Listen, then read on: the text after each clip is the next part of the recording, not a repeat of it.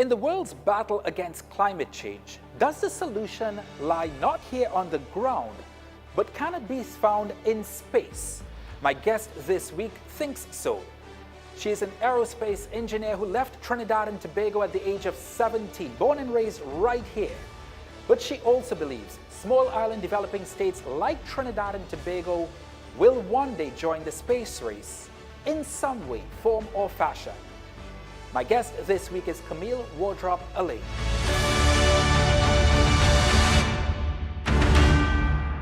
Camille Wardrop Alleyne, welcome to the program. Thank you so much for having me. How does it feel to be back home after all these years? You did visit in 2019, but it's been a few decades since you've been back. Not decades, a few years. It's always great to be home, really. This is the place of my birth. This is the place of my formative years, and it's really always nice to see it as an adult. You left here at 17. What do you make of the TNT that you've come back to? It's a little different, a lot more development. I think the lifestyle is a lot different from when I grew up here in the 70s and the 80s, but it's still a beautiful place. Yeah. In between those decades, you have spent your life building an astronomical, no pun intended, career when it comes to aerospace engineering. You've gone on to hold several portfolios at NASA, Yes. a company that a lot of engineers would love to even be an intern at. Those years, what did those years mean to you, to your career coming from a small island? So it's important to know where my dream for working at NASA started. I left Trinidad to study engineering. Actually, I started to study aeronautical engineering. I was really fascinated by planes, so I wanted to learn how to design planes. And that, in my first year of college, the Space Shuttle Challenger accident happened. This is 1986. At that moment, my whole world changed. My whole world opened up. I didn't know there was a place called NASA. I didn't know there was this thing called a space shuttle. And I didn't know there was actually a job called being an astronaut. And it was in that moment that I decided that's what I want to do. I want to design planes. I want to work for NASA. And so I shifted my studies to focus on aerospace, to focus on things like propulsion system design, airframe system design.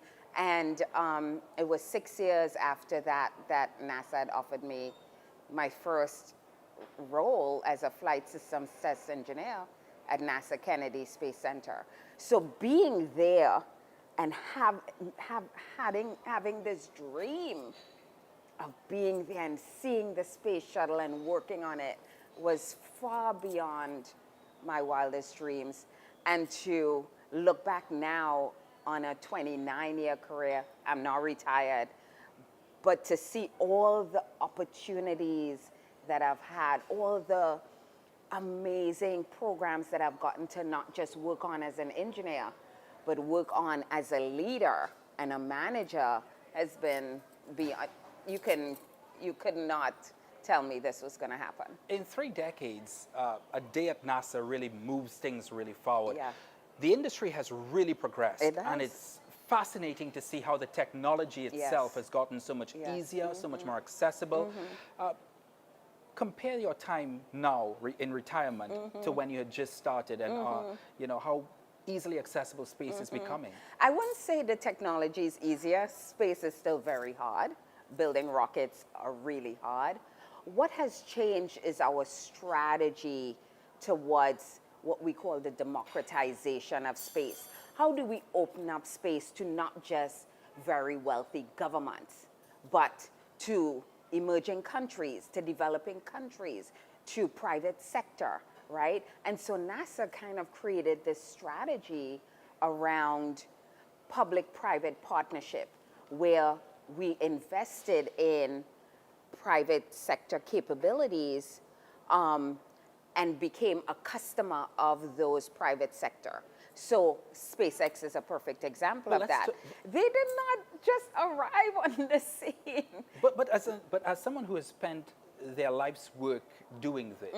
Do you fear that space, something that you guys work, as you call it, democratization, is becoming politicized?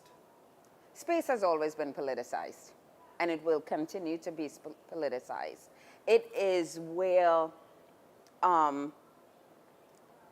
I think governments see a vantage point of where they can have a domain or primary domain.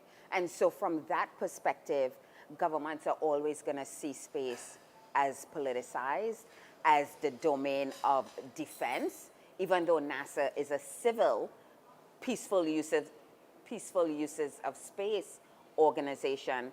There's always the defense side with China, with the U.S. defense India has department. joined the space race? Yes, exactly. The new space race, right? And so it's always going to be politicized. You yourself will one day like to venture into space. Do you see that happening? Absolutely, very soon, because now you could buy a ticket. Not everybody could buy a ticket. It's still very expensive, but we talked about the fact that aviation at some point was at this place in the beginning where very few people could buy a ticket to go to transatlantic, go from, say, the US continent to Europe, right? It was very expensive and very few people could afford it. The way you drive down cost is having competition, right? So as more airlines came online, then people had choices, right? And you want to get a bigger market share, so you drive your costs down. And as you drive costs down, more people are able to afford it. And that is the trajectory of what is going to happen with space being accessible to more than just billionaires. Coming up next, will humans ever inhabit another planet? Even though the technology is ready to go to Mars, is the human body ready to go to Mars, right? Is the human body ready to sustain such a journey?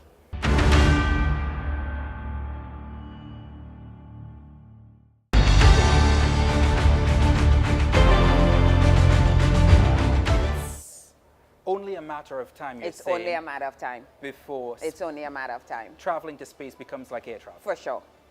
For sure. Is the world ready for something like that? Absolutely. Absolutely. I know there are a lot of countries. I believe over the next 10 years, every country is going to have some kind of involvement or participation in space. It may not look like NASA in the US. It may not look like sending astronauts to the moon, right? That is probably going to be a smaller subset of countries. But using space technology, for example, for solving problems here on Earth is something that so many countries, developing, emerging markets, are seeing as valuable and something that becomes critical to sustainable development. I'm glad that you said using the space technology and the knowledge of space to confront some of the issues here at home. When we talk about the Earth, one of the biggest challenges at the moment is climate change. Yes. And you have spent a large chunk of your career now in your business. You seek to use the knowledge that you have, to use the technology that you've learned to use to combat climate change. So when people think about space, I think, especially in the emerging world, they look at what NASA has done, sending probes to other planets. You know, the James Webb Space Telescope that could look, to the beginning of the cosmos and the universe. And what we don't think about is how space is a vantage point to look at Earth and to study our home planet. And so that's what we've been able to do. The technologies, the satellites are becoming so much more advanced, so much more sophisticated, and you're able to measure things like climate, the weather. You're able to predict the weather patterns. You're able to measure things like gas emissions, right, that we know may be contributing to the warming of the planet. And so there are all these sensors and technologies that we're able to use now to inform us on what is happening with our home planet. And then is what do policymakers and decision makers do with the data that we get from these sensors? How do you form policy? How do you change behavior, right? That is the next step. Right.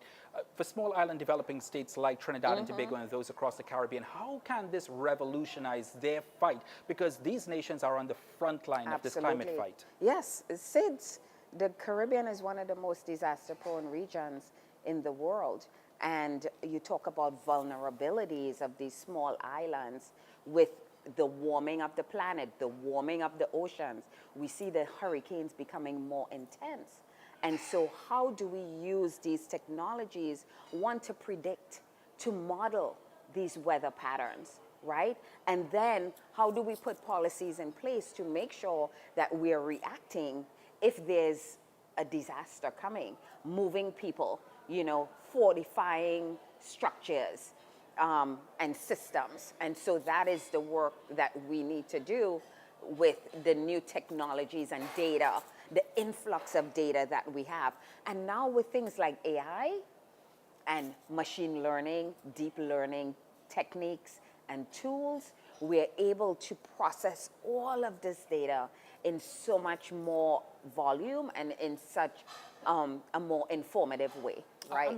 I'm glad that you pointed out all of the examples of how the technology and knowledge can enhance our climate fight. But one of the common themes when it comes to climate change here in the Caribbean and small island developing states is the finance required to access that technology, to access that knowledge. And that's why, in particular, regions like ours are still so far behind. That's such a great point. It's really the lack of financial resources that sometimes is a barrier to us being able to use these technologies. But I know there are a lot of consortiums around the world that, and nonprofit organizations, global organizations that are providing access to this data for free, open source. There's a lot of satellite data that is open source, right? And so what you need now is specialists, scientists, geoscientists, who could take that data and analyze that data to inform policies. Yeah. Talking about the work that you've done in aerospace engineering, you've had a unique view of the world. Does it sometimes disappoint you what the Industrial Revolution has and is doing to the world? No, I think I am very hopeful because as we advance more technologies, right, I believe we are improving the quality of our lives around the world. And so I am very hopeful about all the advancements. I know people are worried because there is a transformation. We're moving away from more manual, hands-on to more automation, robotic types. And I think there's an opportunity to train new skills, train our workforce in new skill sets to be able to adapt to the change in technology. And so I think there's opportunity here. Let's talk about opportunities. In your field of endeavor, and I'm smiling because it's a tricky question to ask, but do you feel one day that humans will be able to inhabit another planet? Yes. And live as though we have lived on it? I mean, it's going to take some time. I don't know if it's going to happen in my lifetime, but I think we're moving towards that. I think as space travel becomes more accessible, I mean, I think we can do it. We do have some challenges to overcome. We talk about, is the technology maybe ready to go to Mars, for example? Mars is a planet that looked like Earth, and it had an atmosphere, and we know there's water on the subsurface of Mars, so it's a planet of interest for us because it used to be very similar to Earth. And so we know where there's signs of water, or life can be sustained. And so we would say, even though the technology is ready to go to Mars, Is the human body ready to go to Mars, right? Is the human body ready to sustain such a journey to another planet? And I think we still have a lot of things to figure out in that realm to sustain human life outside of our Earth. Coming up next, after blazing the trail for people of color at NASA, Is it easier for women of your color to now rise through the ranks like you broke through the ranks? Definitely.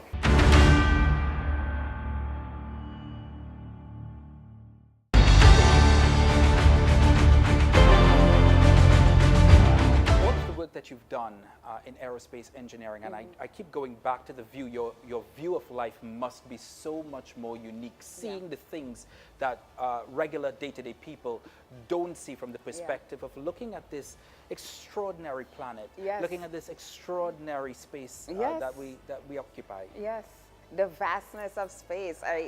I mean, it blows my mind because I think of how kind of small we are, not just our planet, but we as human beings. When you think of the vastness of the universe, you think of our Earth being one planet in our solar system, and in our galaxy, just our galaxy, which is the Milky Way galaxy, our solar system is one of billions. Our sun is one of billions of suns in just our galaxy. And there are billions of galaxies in the universe. Like, when you think of that, it is mind-blowing.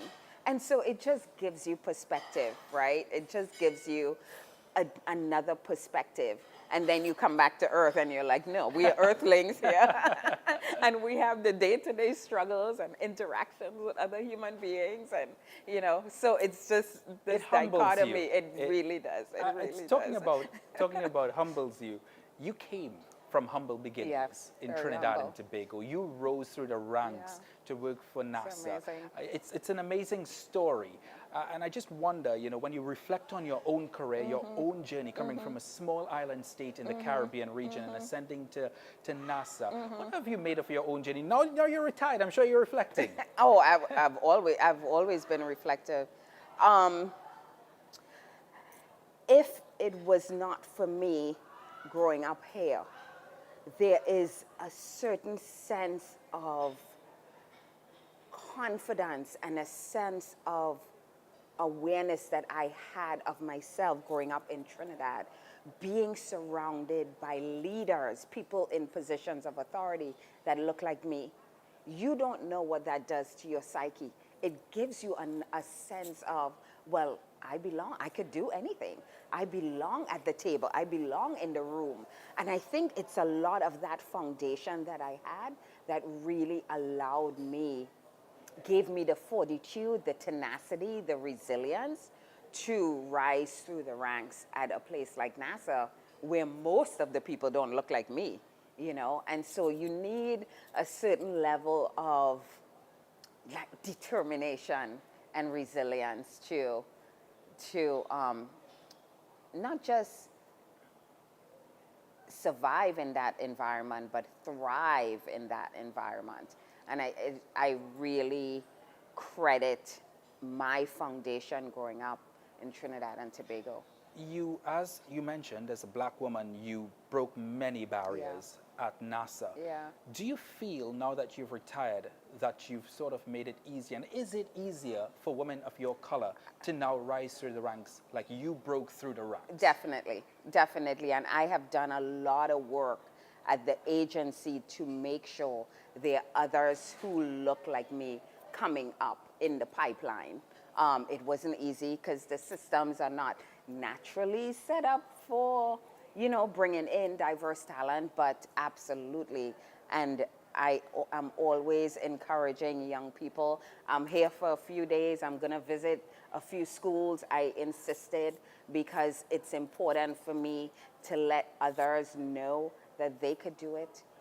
You know, you could pursue your dreams, work hard, be determined, and just go for it, you know. I want to go back to a point that you made a little bit earlier, because you yourself said almost every country on earth at some point over the next decade or 2 decades will find themselves investing in some way, Yes. form or the other. They may not have a rocket headed Yes, towards the moon, exactly, but they'll have exactly. investment in some way. What does that look like for small islands like us in the Caribbean? It looks like having a group of students at the university learning to build a cube satellite, a small 10 by 10 by 10 centimeter satellite, integrated into it a camera or some kind of payload that you could launch, and just that training, that development is the road to or the path to more advanced, studies, more advanced, being more involved in high-tech industries like the space industry. So even from that perspective, from a training and development perspective. You talk about university students. You will meet with several students on your I'm trip excited. here. For those watching this interview and seeing that you came from the island that they came from, and they probably aspire to work in the very same field or aspire to even reach the moon like you do, Yes. what would you say to them, Camille? I would say, first of all, have a dream. No dream is too small enough, no matter how audacious it seems. And I remember people used to say, are you crazy? Like, what are you talking about? Space? And you want to be an astronaut? And in my mind, I knew that's what I loved and that's what I wanted to do. And for some reason, I was able to put the blinders on and just heads down and work hard. And so that's what I will tell them. First, have a dream, believe in yourself and your dream, but there is no substitute for hard work. You gotta put in the work. It's important to surround yourself with people who support you in what you're up to. It's important to have mentors who can help you navigate, because it's never a straight road. My career was not a straight road. In fact, you never know. It takes all these winds and turns, but navigating through that is important to have people who can help you, right? And so I would say those are the ingredients. Determination, perseverance. There's no substitute for that. Camille, Wardrop, Alleyne, welcome back home, and thank you so much for making the time to talk to us. Thank you so much for having me. It was such a pleasure.